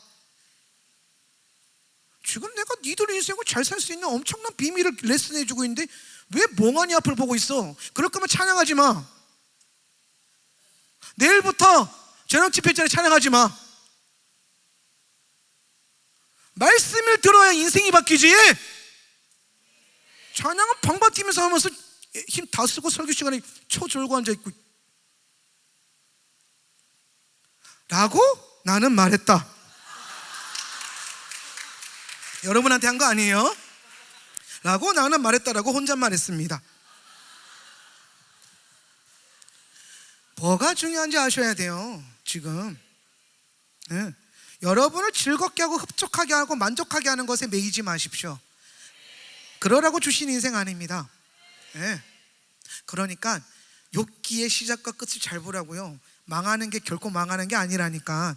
하나님이 누군 줄 알면, 욥의 하나님이 우리의 하나님인 줄 알고 그분이 사랑이신 줄 알면, 넘어진 그곳에서, 무너진 그곳에서 최선의 하나님, 사랑의 하나님을 그 미친 척하고 그냥 받아들이세요. 그때는 좀 미쳐야 받아들일 수 있어. 납득이 안 된다니까요. 그러니까 그냥 정신줄 빼놔. 그냥 혼을 빼놓고, 혼이 안 나가면 목사님 나 좀 혼내주세요. 혼이 나가, 혼나 이렇게 해서 혼이 나가야 돼. 그러고 영으로 사세요. 하나님의 성품을 아는 것으로 사세요. 하나님을 신뢰하면서 사세요. 알량한 내 재주, 내 능력, 언젠가 무력하고 무능함을 발견하게 될 그 알량한 것에 속지 마시고 온 우주보다 크신 하나님 백 믿고 사세요. 원래 인생은 하나님 빨로, 아버지 빨로 사는 거예요. 할렐루야. 그래서 내 삶에 연단이 오든 뭐가 오든 그분의 사랑에 집중해야 된다. 그게 하나님은 사랑이시다의 핵심이에요. 그러면 두 번째 성품은 뭐냐면, 따라 하나님은 전지하시다. 건반 올라오시고, 하나님은 전지하시다. 하나님이 전지하다는 것, 하나님은 다 아신다는 것. 그러면 여기서 알 수 있는 결론이 뭐냐면, 하나님, 그 다 아시는 하나님이 나를 이 자리에 인도해 놨으면, 따라합시다. 하나님의 인도하심은 언제나 옳다. 오늘 이 자리에 여러분, 이 라스트 러너 캠프 와 있는 게 내가 지금 잘못 온 거 아닌가 하시는 분들이 있습니까? 기억하십시오. 하나님은 전지하십니다. 다 알고 계신데 여러분을 이 자리로 이끌어 왔으면 이 인도하심은 항상 최선인 것입니다. 지금 여러분이 마주하고 있는 삶의 자리가, 인생의 자리가 최고의 것입니다. 그러니 그리스도인들은 현재 때문에 과거를 후회하지 않습니다. 내가 선 자리 때문에 후회하지 않습니다. 어제 SK 하이닉스 살걸 하지 않습니다. 삼성전자가 그렇게 오를 줄 누가 알았어? 그거 후회하지 않습니다. 지금 삼성전자 없는 내 삶이 옳다. 지금 내 손에, 지금 내가 서 있는 이 자리가 내가 원하든 원하지 않든 하나님은 전지하시고 내 인생은 그분의 주권 안에 있기 때문에 지금 이 자리에 앉아 있는 여러분, 지금 이 자리는 언제나 옳다. 지금 옳은 데 와 있어요. 그러니까 여기가 내 자리가 맞나 이런 상상은 하지 마시고, 옳은 데 와 있으니까 여기서 여러분이 할 수 있는 건 뭐냐면 그 옳음을 누리십시오. 라스트로너를 누리십시오. 캠프를 누리세요. 이 말씀, 노는 거 하나 없는 이 캠프, 기도 말씀 예배, 기도 말씀 예배, 기도 말씀 예배, 밥 먹고 기도 말씀 예배, 기도 말씀 예배, 기도 말씀 예배, 물 마시고 기도 말씀 예배, 기도 말씀 예배. 즐기십시오. 제대로 된 곳에 온 겁니다. 왜냐하면 하나님이 전지하시거든요. 다 아시는 분이 여러분을 기가 막힌 목적지에 오게 한 겁니다. 목적지에 도착하셨습니다. 그리고 여러분이 마주하게 될 인생의 모든 정착지들이, 모든 순간들이, 모든 어려운 순간들이 여러분에게는 옳은 자리입니다. 피하려고 하지 마십시오. 받아들이십시오. 하나님이 사랑이신 것과 그분이 전지하시다는 사실을 받아들이십시오. 그리고 여러분이 고난의 자리에 있다면 고난을 누리십시오. 기쁨의 자리에 있다면 기쁨을 누리십시오. 슬픔이 있습니까? 애통해야 되는 이유가 있겠죠. 왜 하나님이 우리에게 애통하는 상황을 주십니까? 그분이 위로하시려고. 애통하지 않는데 하나님의 위로하심을 어떻게 우리가 경험할 수 있겠습니까? 그래서 그런 순간도 주는 거예요. 하나님이죠. 모든 것은 하나님입니다. 내 인생의 모든 것의 주인은, 중심은, 기준은 하나님이십니다. 그래서 하나님의 아들은 영광을 나누어 받아서 하나님을 하나님답게 하고 하나님 아들답게 살고 그분을 영화롭게 하는 것입니다. 그분이 어떤 분인지 나를 통해서 보여주는 겁니다. 하나님의 영광을 위해서 산다는 것은 그런 겁니다. 내 안에 그 영광이면서 나를 통해서 그분의 글로리파이를 보여주는 겁니다. 여러분의 선자리를 우습게 여기지 마십시오. 여러분이 맡고 있는 자리를 가볍게 여기지 마십시오. 쉽게 이동하지 마십시오. 움직이지 마십시오. 기도하십시오. 받아들이십시오. 즐기십시오. 즐겨야죠. 어차피 납득하라고 주신 인생 아닙니다. 납득하라고 주신 문제가 아니라고요. 견뎌야 됩니다. 받아들여야 됩니다. 그런데 도저히 못 받아들이겠고 못 견딜 것 같으니까 그제서야 우리가 부릅니다. 하나님 나 좀 도와주십시오. 그랬더니 주님이 그제서야 오시면서 웃으시면서 이때를 위함이라. 내가 너의 그 고백을 응답하려고, 내가 너와 세상 끝날까지 함께 있어 주려고 지금 그 문제를 만든 거야. 네가 파, 그제서야 나를 찾잖아. 이제 내가 너와 함께 해줄게. 계속 그렇게 살아가는 거야. 나와 함께, 주를 위하여가 아니라 주와 함께 살아가는 인생. 임마누엘을 누리면 여러분이 무슨 삶을 살아가든, 전교 1등을 하든 꼴찌를 하든 삼성을 들어가든 시골에 바뀌어서 기도의 집을 하든 아무런 문제가 없습니다. 아무런 문제가 없어요. 근데 여러분이 주님과 동행하지 않는다면 주님 없이 채워놓은 여러분의 물질이 여러분을 비참하게 만들 것이고, 예수님 없이 쌓아놓았던 여러분의 안정감이 여러분을 도리어 흔들어서 흔들리게 만들 것입니다. 하나님은 그렇게 고집스럽고 집요하신 분이십니다. 하나님은 성경 66권 이 두꺼운 책을 써가면서까지 여러분을 포기하지 않는 분이십니다. 이것만 봐도 그분이 얼마나 집요한지 알 수 있습니다. 사실 하나님을 보여주기 위해서는 창세기 한 권이 뭡니까? 그냥 뭐 요한 1, 2, 3 뭐 이런 거, 에베소서 6장까지 있는 그런 거, 그걸로도 충분합니다. 그런데 하나님의 성품을 보여주고 싶어서 66권 성경을 우리에게 말씀이라고 주셨습니다. 어마무시하죠. 잔소리가 많으신 하나님, 내 형편을 봐주지 않으신 하나님, 하나님 앞에서 형편 얘기하지 마십시오. 노력 얘기하지 마십시오. 열심히 했다라고도 얘기하지 마십시오.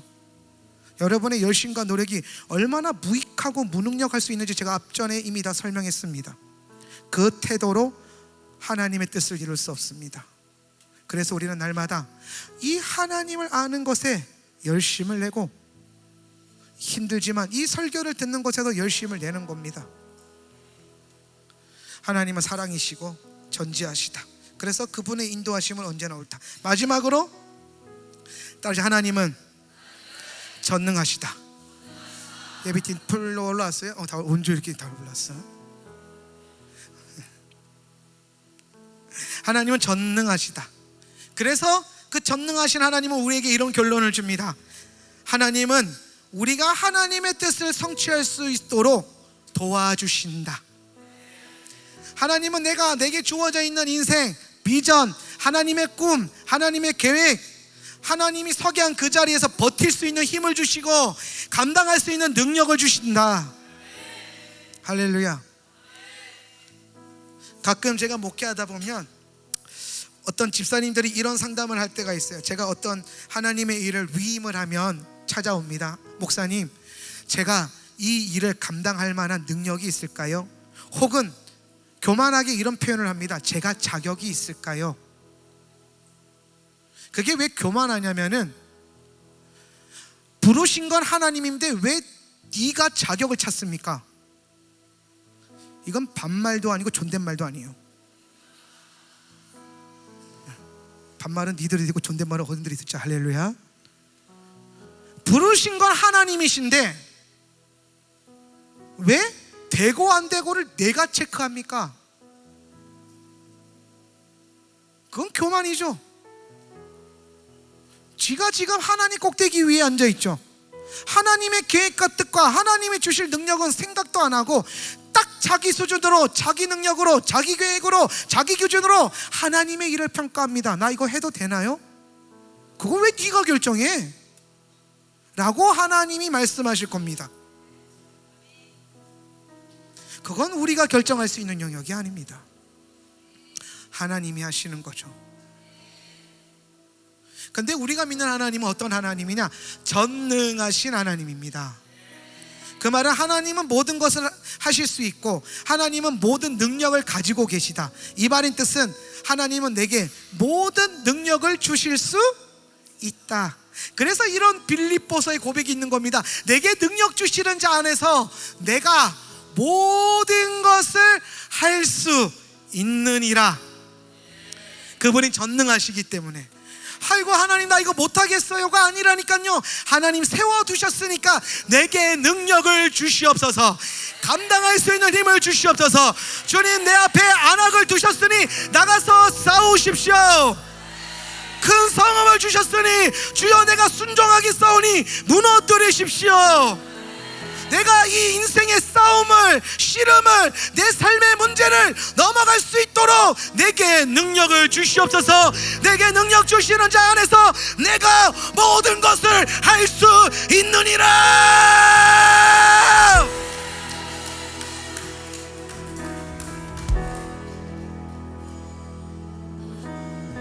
그게 전능한 나의 하나님. 그래서 그분이 깊은 곳에 가서 금을 내리라고 하면 내리는 거요. 십자가 지고 가라면 지고 가는 거요. 감사하라 그러면 감사하는 거요.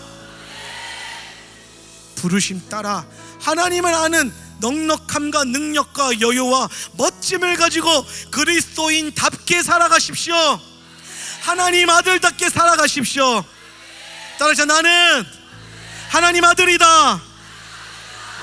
사랑과 전지와 전능의 하나님 아들이다. 아멘. 우리 자리에서 일어나셔서 한번 기도합시다. 오늘 내게 그 하나님을 알게 하시니 감사합니다. 주님, 내게 사랑으로 와주셔서 감사합니다. 하나님은 사랑이십니다. 하나님은 전지하십니다. 하나님은 전능하십니다. 할렐루야. 하나님이 사랑이시기 때문에 하나님의 뜻은 언제나 최선의 것입니다.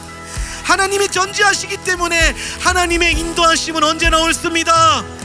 하나님은 전능하시기 때문에 우리가 주님의 뜻을 이룰 수 있도록 하나님이 능력을 주십니다.